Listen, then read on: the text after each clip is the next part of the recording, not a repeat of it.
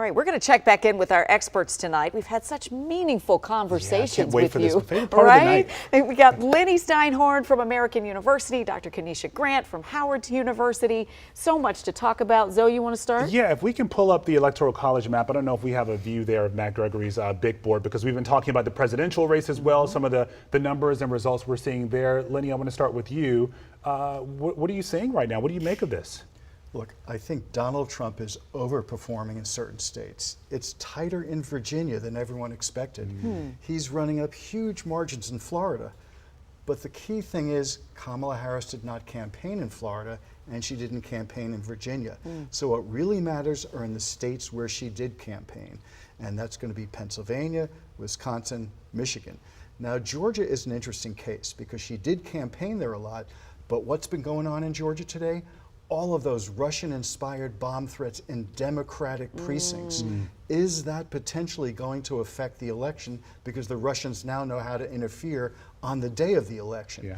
Could that depress the vote enough so that she does lose in a state where she put in a lot of resources? But North Carolina, keep your eye on that. It's very close.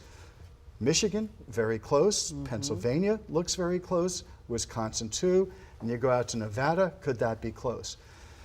That being said, right now, a lot of people are thinking that Trump's overperformance is a sign that he might be doing a little bit better in some of those battleground states where they both really campaigned a lot. So again, jump ball contest, but the narrative is beginning to shift to former President Trump.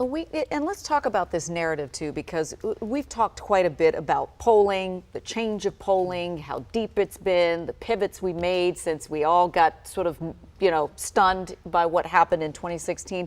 Dr. Grant, you often talk about the Wilder effect, and it's something that impacts what you say is pollsters' ability to really get meaningful and honest information from the people who are answering the questions. That's right. We know that people are concerned about what other people think about them, as most of us are. And so the way they engage with pollsters kind of varies based on who the pollster is and what kind of thing they expect to hear or want the pollster to hear about them. And so in cases where there are black candidates running, we see that people are in some instances likely to tell the pollster something that's untrue about their future behavior. So when you talk about Wilder, we're talking about Douglas Wilder, who right. became the first black person elected governor of Virginia. That's right. But the pollsters didn't catch that. The pollsters didn't catch that. And before that, there was a loss where there was some assumption that he would win, and then he did not.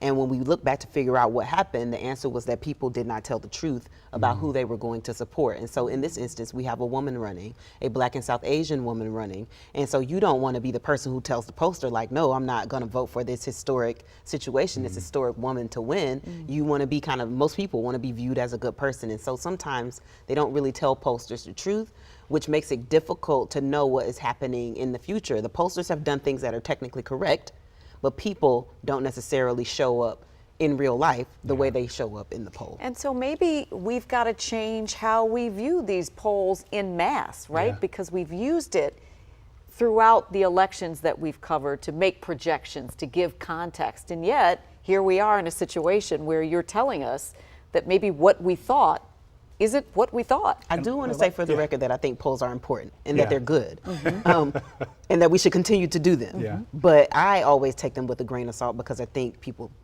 And that's what we've been hearing. Like leading up to today, folks have said, don't pay that much attention to the polls.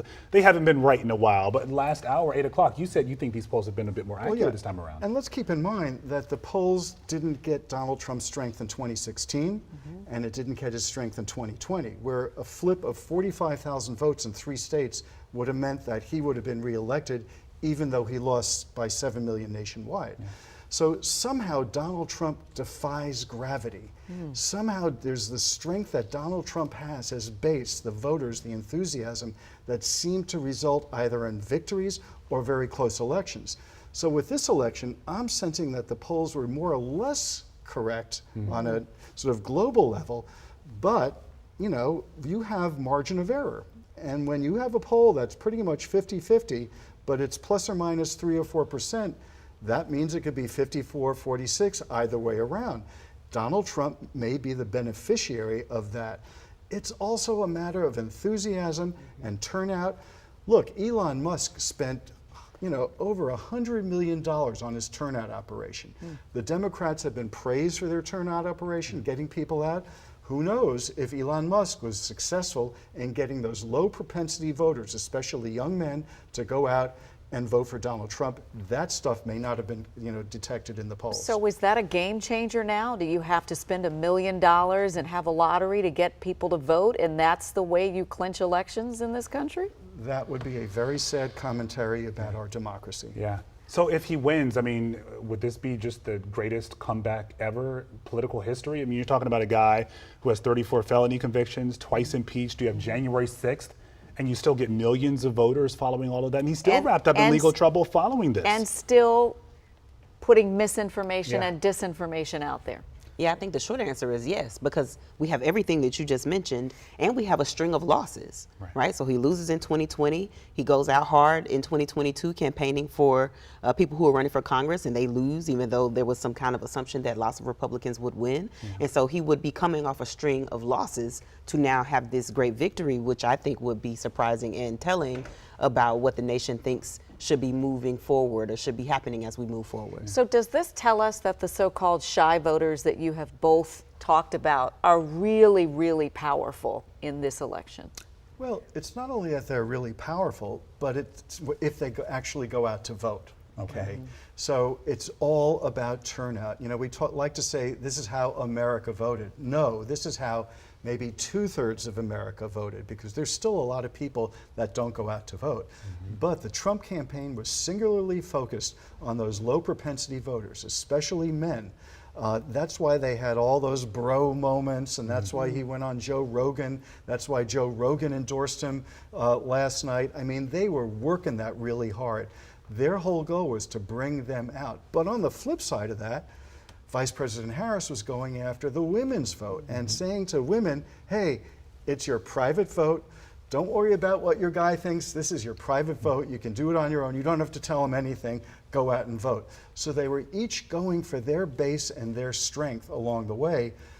But maybe Elon Musk, if you're seeing larger numbers of Trump voters, maybe he was more successful than people were giving him credit for. Again, we're going to have to unpack all of this. And again, just because we're saying it now doesn't mean that North Carolina or Michigan or Wisconsin or Pennsylvania are going to go to Donald Trump.